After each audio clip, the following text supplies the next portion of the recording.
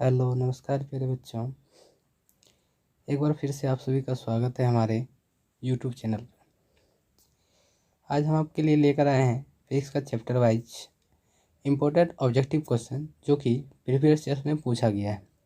आपको हम chapter wise objective बताएंगे जो कि पीछे पिछले वर्ष पूछा गया क्वेश्चन है। तो सबसे पहला चैप्टर लेकर के आए हैं आपका फिजिक्स का क्लास 10th के लिए। चलिए स्टार्ट करते हैं। सबसे पहला क्वेश्चन देखते हैं। सबसे पहला क्वेश्चन है आपका कि प्रकाश के परावर्तन के कितने नियम हैं। तो प्रकाश के परावर्तन के कितने नियम हैं? 2 नियम हैं। ठीक है, चलिए अगला क्वेश्चन देखिए। अगला क्वेश्चन कहता है कि समतल दर्पण द्वारा बना प्रतिबिंब होता है। समतल दर्पण द्वारा जो बना प्रतिबिंब होता है वो होता है काल्पनिक। कैसा होता है? काल्पनिक। अगला है प्रकाश तरंग का उदाहरण है। प्रकाश तरंग का जो उदाहरण होता है ध्वनि तरंग है, ए नंबर। बी नंबर है विद्युत चुम्बकीय तरंग। सी नंबर है परावैगनी तरंग। डी नंबर है इनमें से कोई नहीं। तो इसका ऑप्शन हो जाएगा विद्युत चुम्बकीय तरंग। अगला है परावर्तन के नियम से निर्धारित होता है। तो परावर्तन के नियम क्या कहता है कि आपतन कोण जो होता है परावर्तन कोण के बराबर होता है। देखिए ऑप्शन के इसमें ऑप्शन ए करेक्ट हो जाएगा।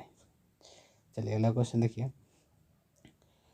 अगला क्वेश्चन है 5 नंबर। प्रकाश की किरणें गमन करती है। प्रकाश की किरणें गमन करती है हमेशा सीधी रेखा में। किस रेखा में? सीधी रेखा। दर्पण के सामने किसी भी दूरी पर स्थित वस्तु का प्रतिबिंब सीधा प्रतिबिंब प्राप्त होता है तो वह दर्पण है। तो दर्पण के सामने किसी वस्तु का प्रतिबिंब हमेशा सीधा प्रतीत होता है। इसका मतलब है या तो वो समतल होगा या तो उत्तल होगा। देखिए ऑप्शन डी इसका करेक्ट हो जाएगा। अगला क्वेश्चन है दाढ़ी बनाने के लिए कौन सा दर्पण उपयोग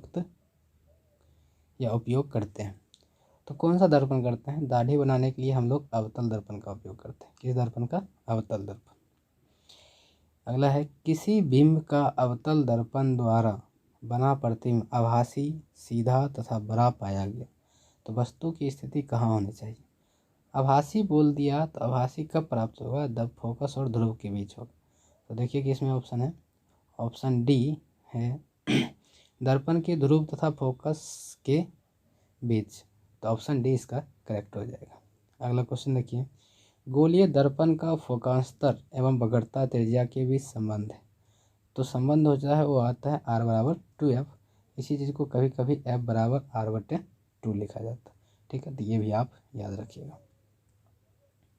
चलिए अगला क्वेश्चन देखते हैं।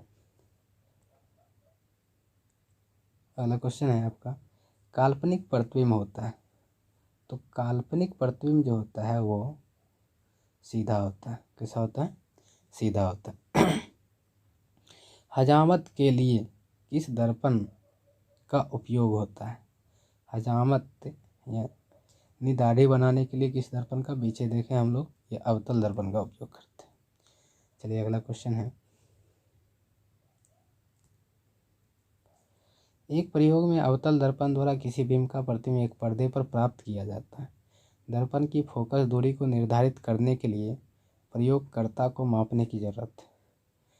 यानी कहता है कि फोकस दूरी निर्धारित करना है तो किसको मापने की जरूरत है? देखिए ऑप्शन है दर्पण तथा पर्दा के बीच की दूरी। ऑप्शन बी है दर्पण तथा बिंब के बीच की दूरी। सी नंबर है ए और बी दोनों। डी नंबर है इनमें से कोई नहीं। तो जब फोकस दूरी निर्धारित करना होगा तो प्रयोगकर्ता को दर्पण तथा पर्दा के बीच की दूरी ज्ञात करना होगा, दर्पण तथा बीम के बीच की दूरी ज्ञात करना होगा। तो यानी ऑप्शन सी करेक्ट हो जाएगा, ए और बी दोनों। चलिए अगला देखिए।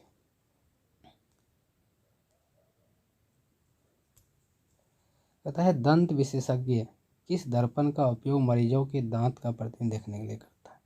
तो दांत के जो डॉक्टर होते हैं वो अवतल दर्पण का उपयोग करते हैं। किस दर्पण का? अवतल। अगला कहता है यदि किसी बिंब के प्रतिबिंब का आवर्धन ऋणात्मक है, आवर्धन, तो उसका प्रतिबिंब की प्रकृति होगी वो कैसा होगा? अगर ऋणात्मक है तो वास्तविक और उल्टा होगा। ठीक है, अगला क्वेश्चन देखिए। 16 नंबर है कि निम्नलिखित में कौन उत्तल दर्पण की फोकस दूरी है जिसकी वक्रता त्रिज्या 32 सेंटीमीटर? तो उत्तल दर्पण बोल दिया तो फोकस दूरी इसका क्या होगा? धनात्मक होगा। तो वक्रता त्रिज्या दिया है तो मतलब आर दिया है, तो एफ बराबर क्या हो जाएगा, r/2 हो जाएगा। तो यानी 32/2 काटिएगा तो 16, उत्तर दर्पण है तो प्लस 16 सेंटीमीटर होगा। ठीक है, चलिए अगला देखिए। नई कार्तिकीय परिपाटी के अनुसार दर्पण के सामने रखे गए बिंब की दूरी ली जाती है। नई कार्तिकीय चिन्ह परिपाटी के अनुसार जो लिया जाता है वो ऋणात्मक लिया जाता है। कैसा, ऋणात्मक। किस दर्पण का उपयोग पश्य दृश्य दर्पण के रूप में, तो पश्य दृश्य दर्पण के रूप में हम लोग करते हैं उत्तल दर्पण। किस दर्पण, उत्तल दर्पन। इनमें से किस दर्पण की फोकस दूरी धनात्मक होती है, धनात्मक होती है उत्तल दर्पण की। इस दर्पण की उत्तल। चलिए अगला क्वेश्चन देखिए। किस कार के अग्रदीप में प्रयुक्त दर्पण निम्नलिखित में से कौन है। अग्रदीप में जो प्रयुक्त होता है वो होता है अवतल दर्पण। अगला क्वेश्चन है आपका कि दर्पण सूत्र क्या है। दर्पण सूत्र होता है 1/v + 1/u = 1/f। देखिए ऑप्शन ए करेक्ट हो जाएगा इसका। ठीक है, चलिए अगला देखिए। अगला क्वेश्चन कहता है कि अवतल दर्पण के सामने वस्तु को कहाँ रखा जाए ताकि प्रतिबिंब उल्टा, वास्तविक और समान आकार के बने। यानी वस्तु को अवतल दर्पण के सामने कहाँ रखें कि प्रतिबिंब कैसा होना चाहिए, उल्टा होना चाहिए और वास्तविक होना चाहिए और समान आकार के। तो वो हमेशा वक्रता केंद्र पर रखते हैं, तो वक्रता केंद्र पर ही बनता है और समान आकार का बनता है और वास्तविक बनता है। ठीक है, समतल दर्पण की फोकस दूरी होती है। अगला क्वेश्चन है समतल दर्पण की फोकस दूरी जो होती है वो अनंत होता है। अगला क्वेश्चन है उत्तल दर्पण में बना काल्पनिक प्रतिबिंब होता है। उत्तल दर्पण में जो काल्पनिक प्रतिबिंब होता है वो होता है सीधा और हरासित। चलिए अगला क्वेश्चन देखते हैं। अगला क्वेश्चन है आपका कि गोलीय दर्पण परावर्तन पृष्ठ की वृत्ताकार सीमा रेखा का व्यास कहलाता है। वृत्ताकार सीमा रेखा का व्यास जो कहलाता है गोलीय दर्पण का द्वारक। अगला है किस दर्पण में दूर की वस्तु का प्रतिबिंब सदैव सीधा होता है। तो किस दर्पण में दूर की वस्तु का सीधा प्राप्त होता है, या समतल या तो उत्तल में प्राप्त होता है। अवतल दर्पण की फोकस दूरी होती है। अगला क्वेश्चन है आपका अवतल दर्पण की फोकस दूरी ऋणात्मक होती है। कैसा होता है, ऋणात्मक। चलिए अगला क्वेश्चन देखिए।